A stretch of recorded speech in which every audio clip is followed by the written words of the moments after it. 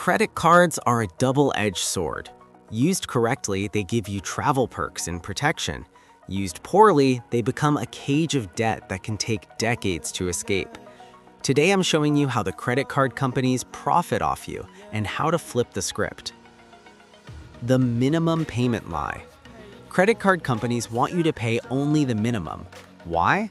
Because if you owe $5,000 at 20% interest and only pay the minimum, it will take you over 20 years to pay it off and cost you over $7,000 in interest alone. They are banking on your math being bad. The psychological trick. Studies prove that people spend significantly more when using plastic than when using cash. This is because your brain doesn't register the pain of losing money when you just tap a card.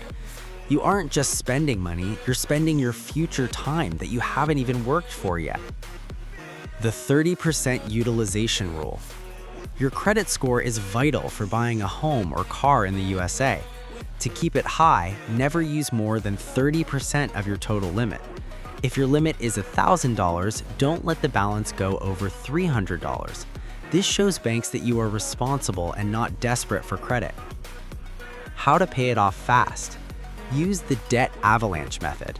List your cards from highest interest rate to lowest. Pay the minimum on everything, but throw every extra dollar at the card with the highest interest. Once that's gone, move to the next. This saves you the most money in the long run. The goal.